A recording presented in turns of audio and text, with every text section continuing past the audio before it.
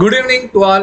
So இந்த வீடியோல IBS prelims last 10 daysல நம்ம எந்த மாதிரி ஸ்ட்ராட்டஜிலாம் யூஸ் பண்ணணும், எத்தனை மார்க் டெஸ்ட் போடணும் அப்படிங்கறத பார்க்க போறோம். ஓகே, ஸோ IBS prelims-ல நம்மளுக்கு 2025ல பேட்டர்ன் வந்து நம்மளுக்கு சேஞ்ச் பண்ணியிருந்தாங்க. என்ன சேஞ்ச் பண்ணியிருந்தாங்க? நம்பர் ஆஃப் கொஸ்டினை டிக்ரீஸ் பண்ணல, நம்பர் ஆஃப் டோட்டல் நம்பர் மார்க்ஸை டிக்ரீஸ் பண்ணல, டோட்டல் டைமையும் அவங்க என்ன பண்ணலாம்னு பார்த்தீங்கன்னா சேஞ்ச் பண்ணல. ஒன்லி என்ன பண்ணியிருக்காங்கன்னு பார்த்தீங்கன்னா குவான்ட் செக்ஷன்ல 35 கொஸ்டின்ஸ் இருக்கும் இல்லையா, அதே மாதிரி எந்த தடவை இருக்குது. ஆனா 30 மார்க்ஸ் தான் கொடுக்குறாங்க. ரீசனிங்ல 35 கொஸ்டின்ஸ், நம்பர் ஆஃப் கொஸ்டின்ஸ் எதுவுமே என்ன பண்ணலன்னு பார்த்தீங்கன்னா சேஞ்ச் பண்ணல. ஓகே, ஸோ பட் என்ன பண்ணிட்டாங்க, நம்மளுக்கு டோட்டல் மார்க்ஸை 40 மார்க்ஸ் கொடுத்துருக்குறாங்க. ஓகேவா? ஸோ இதுவரை எந்த ஒரு சேனலுக்கும் இல்லை எந்த ஒரு வெப்சைட்டுக்குமே மார்க் அலோகேஷன் எப்படி இருக்கு அப்படிங்கிறது தெரியறது இல்லை. ஓகேவா? ஸோ நம்மளுக்கு ஃபர்ஸ்ட் ஸ்லாட் 17ஆம் தேதி நடக்கும் இல்லையா, அப்பதான் நம்மளுக்கு என்ன பண்ணுவோம்னு பார்த்தீங்கன்னா நம்மளுக்கு தெரியும். இப்போ நம்ம வந்து இதுக்கு ஒரு ஸ்ட்ராட்டஜியை ஃபாலோ பண்ணணும். ஏன்னா நம்ம குவான்ஸ்ல எப்பவுமே எதை அட்டன் பண்ணுவோம் அப்படின்னு சொல்லி பார்த்தீங்கன்னா சிம்பிளிஃபிகேஷன், நம்பர் சீரியஸ், அப்படி இல்லைன்னு பார்த்தீங்கன்னா ராங் நம்பர், குவாட்ராட்டிக் ஈக்குவேஷன் இல்லையா.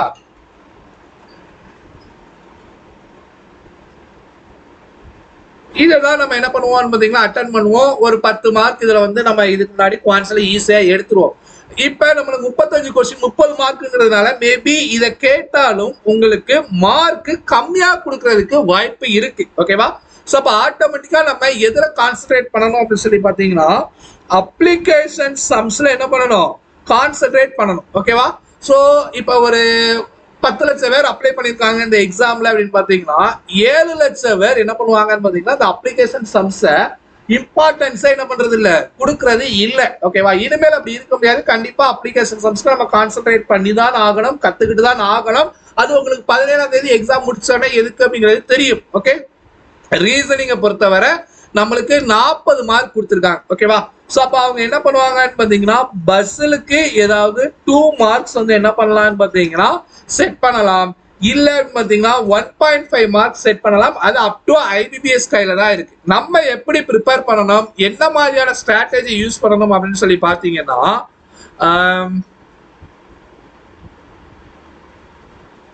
ஃபர்ஸ்ட் ஒரு ஆர்டரை நம்ம வந்து என்ன பண்ணணும்னு பார்த்தீங்கன்னா நம்மளுக்கு உருவாக்கிக்கணும். ஓகேவா?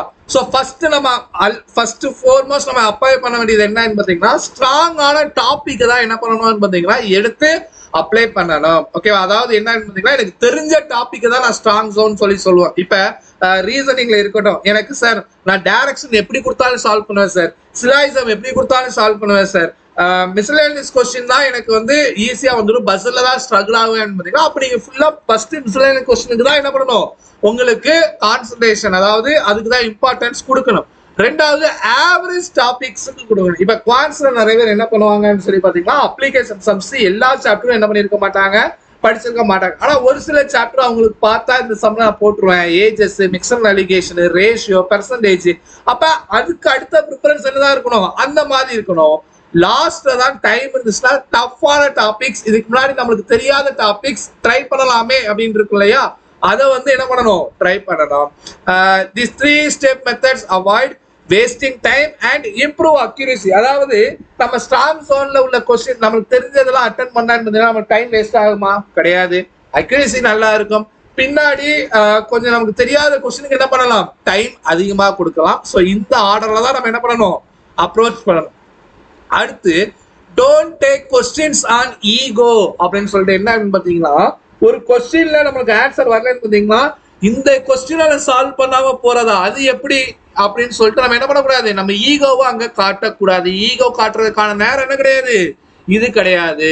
ஓகே, ஏதாவது ஒரு கொஸ்டின்ல ஸ்டக் ஆயிட்டோம்னு பார்த்தீங்கன்னா விட்டுட்டு அடுத்த கொஸ்டினுக்கு என்ன பண்ணிடணும், மூவ் பண்ணி போயிடணும். இல்லைன்னு பார்த்தீங்கன்னா நம்மளுக்கு தான் டைம் வேஸ்ட் அப்படிங்கிறத தெரிஞ்சுக்குவாங்க. Okay, so don't waste time on one tough question. உங்களுக்கு அந்த கொஸ்டின் தெரிஞ்சதாகவே இருக்கட்டும், அது வந்து நம்மளுக்கு பெருசா போகுதுன்னு பார்த்தீங்கன்னா உங்களுக்கு டைம் அதிகமா கன்சியூம் ஆகுது. அந்த ஒரு கொஸ்டினை எடுத்து நீங்க பாஸ் பண்றதுக்கு இப்போ ஒரு 3 நிமிஷம் எடுத்து ஒரு கொஸ்டினை சால்வ் பண்றீங்கன்னு பார்த்தீங்கன்னா பின்னாடி ஈஸியான கொஸ்டின் அதே 3 நிமிஷத்துல 3 கொஸ்டின் போடலாம், 3 மார்க் எடுக்கலாம். ஓகேவா? இங்க நம்மளுக்கு ரேஸ்ல முன்னாடி போறதுக்கு தான் பார்க்கணும். ஓகேவா? உட்கார்ந்து டஃப்பான கொஸ்டினை சால்வ் பண்ணி டைமை வேஸ்ட் பண்ணக்கூடாது. Okay,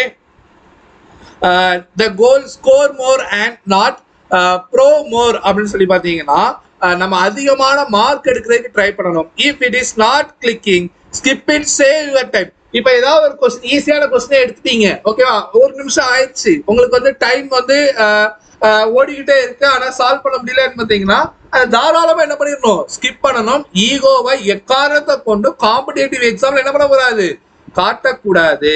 okay, stay com before the exam அப்படின்னா என்ன, எக்ஸாமுக்கு முந்தின நாள் நம்ம என்ன இருக்கணும், காமா இருக்கணும். ஓகே, அந்த நேரத்துல போயிட்டு ஒரு ஹரிபரியா போயிட்டு உட்காந்து ஒரு மார்க் டெஸ்ட் போடுறது, ஐயோ அந்த இடத்துல எனக்கு மார்க் வரல, நான் திருப்பியும் மார்க் போட போறேன், அந்த மார்க்லயே எனக்கு மார்க் வரலன்னு சொல்லிட்டு வெக்ஸாய் என்ன பண்ணிடக்கூடாது, உட்காரக்கூடாது.